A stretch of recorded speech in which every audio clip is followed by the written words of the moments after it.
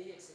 Mais tout ça avait été travaillé plutôt par la logopédiste pour nous à la maison, puisqu'il n'était toujours pas capable de mettre ses chaussons à temps. De toute façon, on n'allait pas commencer les apprentissages parce qu'il n'était pas prêt. Voilà, ça, c'est un peu l'hypothèse de base. Et puis l'autre chose aussi, l'autre difficulté qui a été assez importante, c'est que nous, on a pris les choses en main, donc du coup, on l'avait déscolarisé une journée par semaine. Il était scolarisé dans un centre de thérapie cognitive qui était très très utile, c'est vraiment, ça l'a beaucoup aidé. Et en fait, on a fait des évaluations standardisées assez régulièrement avec la logopédiste, avec la logopédiste, avec donc ce centre de thérapie cognitive. Ah,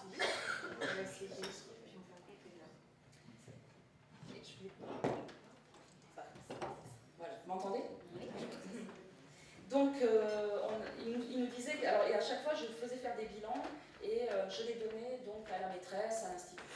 Et le grand problème, c'était que ces évaluations faites hors contexte scolaire n'ont jamais leur place dans un dossier scolaire d'un enfant, puisqu'on considère qu'en fait, puisque c'est une évaluation qui a été faite seule, elle n'a aucune valeur dans le contexte scolaire.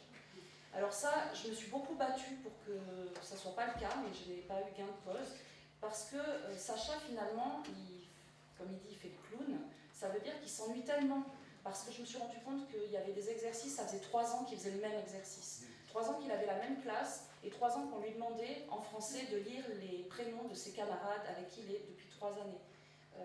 J'aurais pu amener des photos de ses cahiers, hein, je veux dire, vraiment, c'était réellement ça.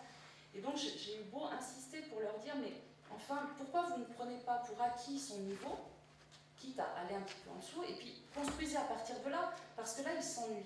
Et malgré ça, en fait, ça n'a jamais été reconnu. J'ai vu la fin de l'intégration arriver, qui était finalement cette intégration assez douloureuse pour tout le monde. Hein. Pas tant pour Sacha, parce qu'il s'était fait des super copains, que c'était des enfants avec qui habitent dans le quartier, avec qui il faisait foot, je sais pas, dans le parc, des enfants avec qui il était parfois à la crèche aussi, donc il connaissait depuis très longtemps. Mais j'ai senti qu'on était sur la fin de l'intégration, j'ai essayé de pousser toutes les portes, j'ai essayé d'aller vers l'enseignement privé, moi qui crois tant à l'enseignement public. Et en fait, rien n'a marché, on a fermé toutes les portes. Mais comme j'étais repérée comme la famille très embêtante du canton de Genève, on m'a quand même proposé une structure un peu expérimentale, et donc qui est une classe intégrée, qui est l'équivalent à peu près des CLIS en France. Donc orientation qu'on a acceptée parce qu'on ne se voyait pas continuer comme ça. Sacha avait un emploi du temps de ministre parce qu'on essayait de compenser de partout ce qui n'était pas fait à l'école. Moi je travaille à 120%, mon compagnon à 100%, on a une petite fille aussi, donc la structure familiale commence presque à être en danger à ce moment-là. Donc on a accepté cette intégration en CLIS. Je suis tombée sur une maîtresse sympathique au départ, mais bon, je lui ai dit votre projet, j'y crois pas, je vous le dis tout de suite. Alors essayez déjà qu'il apprenne à lire, moi l'intégration, j'y crois pas du tout, on va pas se raconter d'histoire. Et elle me dit mais si, vous verrez, il va tous les jours, une période par jour dans une classe. Alors en plus il lui faut redoubler la classe, donc il est en 3 périodes. Je dis oui, faites ce que vous voulez, qu'il aille faire un peu de musique ou de chorale ou je ne sais quoi dans une autre classe, peu importe. De toute façon, vous centrez-vous sur l'apprentissage du français. Et bien un an après, j'arrive lundi dernier à la réunion avec l'enseignante, qui a d'abord commencé par me dire merci. Elle m'a dit merci. Donc là, j'étais troublée. Et elle m'a remercié pour le partenariat avec la famille. Elle m'a dit qu'elle avait pu compter sur moi. Et c'était rigolo parce que moi-même, sur mon papier, j'avais noté que je voulais la remercier parce que j'avais pu compter sur elle et qu'on avait eu un vrai partenariat. Mais vraiment, toute l'année, elle m'a envoyé des photos de mon fils en train de travailler. Elle a valorisé au maximum tout ce qu'a fait mon fils. Elle l'a aussi beaucoup engueulé quand il faisait le clown. Elle l'a puni de récréation, et j'étais d'accord qu'elle le punisse de récréation parce que justement il n'était pas ses chaussons et qu'à un moment donné on savait qu'il savait les mettre. Elle l'a traité comme un autre enfant. Enfin, j'ai trouvé quelqu'un qui l'avait traité comme un autre enfant, qui l'a puni quand il fallait, bon alors d'accord, c'est pas très François Dolto, mais bon, c'est pas grave. Moi j'étais contente, il était bien traité. Il a fait aussi, au début de l'année, je lui avais dit que je n'étais pas convaincue par son projet, parce qu'il avait tout. Moi, c'était une rupture, c'est-à-dire il avait tout. Il avait du français, de la mathématique, de la géographie, de je sais pas quoi, il avait tout. Je me suis dit, non, mais et elle va le perdre. En fait, à la fin de l'année, je lui ai dit merci parce que c'est vrai qu'il n'a pas autant progressé que j'aurais voulu en lecture. Par contre, maintenant, il sait situer, c'est ce que je racontais hier, il sait situer l'Europe, il sait situer la Chine, il sait qu'en Chine on mange du riz, et puis il sait aussi que je sais pas quoi, il a appris plein de choses. Ils sont aussi allés faire des courses pour fabriquer des nems, je sais pas, ils ont un super projet de classe. Donc je dois dire que là, maintenant, je sais ce que c'est un vrai partenariat avec un enseignant, je sais ce que ça peut être. Et puis aussi dire que si je ne suis toujours pas convaincue par ces CLIS pour des raisons, on va dire, un peu idéologiques, par contre, je dois dire que j'ai été très touchée par le fait que mon fils, finalement, il a été invité à 7 anniversaires de sa classe d'intégration. Ça veut dire que dans l'année, 7 fois, il y a des camarades de l'autre classe qui ont estimé que Sacha, c'était un copain de classe. Et ça peut peut-être vous paraître rien du tout, hein. Pour des parents, ça change la vie en fait. Voilà, c'est que notre fils il a une place dans cette école, c'est qu'il a été intégré correctement, il a 2 petites chéries, voilà, et puis donc il va bien. Alors bon, je ne vais pas continuer à parler trop longtemps, mais voilà. Et puis je voulais juste reprendre reprendre sur l'idée il faut de l'empathie avec les familles. Alors en fait, je ne suis pas sûre que ça soit le bon mot. Alors peut-être je mets les pieds dans le plat, peut-être je mets les pieds dans le plat, je ne sais pas trop ce qu'on doit dire d'habitude, mais moi je ne dirais pas ça, même je rejetterais ça. Je ne veux pas qu'on ait de l'empathie. En fait, je m'en fiche qu'on ait de l'empathie. Moi, ce que je veux, c'est qu'on me reconnaisse comme expert de mon enfant. Moi, je sais quelles sont ses compétences. Je ne sais pas forcément quelles sont ses compétences purement scolaires, mais je sais ce qu'il sait faire. Je sais ce qu'il ne sait pas faire. J'ai même des idées sur ce que l'enseignant pourrait faire. Parce que moi, à la maison, j'ai mis en place plein de stratégies. Je me suis beaucoup cultivée. C'est-à-dire que je suis sociologue, je travaille sur d'autres sujets, mais j'ai beaucoup lu. Et je crois qu'on est beaucoup de parents, et je le vois dans l'association dans laquelle on milite, beaucoup de parents qui sont dans ce cas-là, je pense que vous ne me contredirez pas. Et donc, du coup, en fait, ce qu'on voudrait, c'est pas tant de l'empathie qu'une vraie place, que être là en tant que partenaire.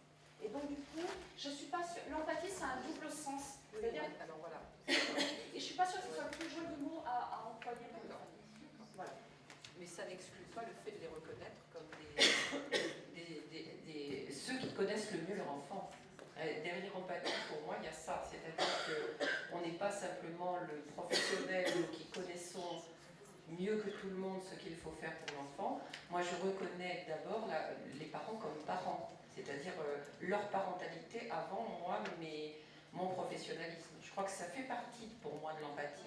Alors peut-être que je ne mets pas les bonnes choses derrière le mot, ou qu'on ne met pas la même chose. Mais pour moi, l'empathie, c'est aussi ça. C'est-à-dire de reconnaître que les autres ont une meilleure connaissance ou quelque chose que moi, je ne maîtrise pas. Hein, pour moi, ça fait partie de l'empathie. Alors, mais peut-être que j'ai dépassé la valeur du mot.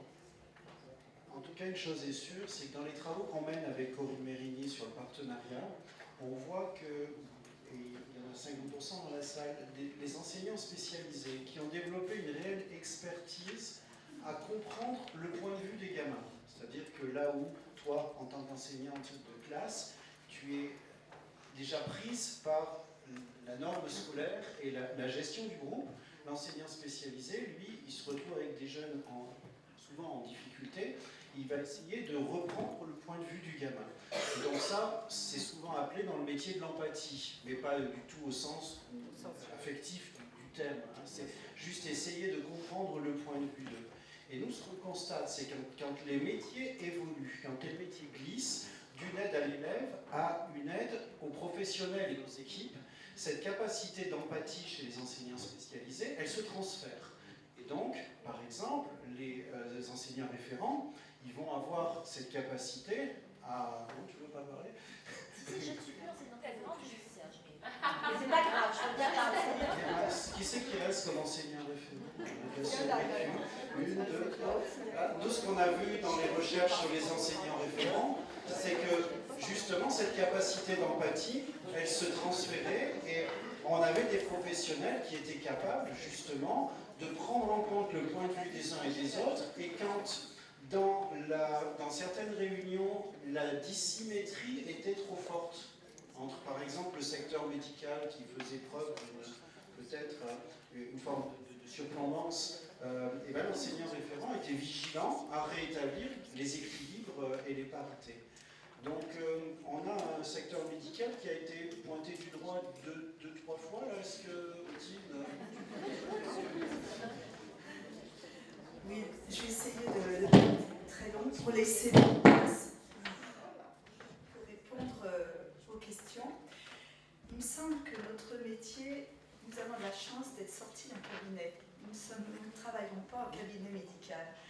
Donc les médecins scolaires, je dirais quand même, vous en trouverez rarement qui jouent le rôle d'un médecin libéral qui sait tout et qui distille les informations comme ça au minimum.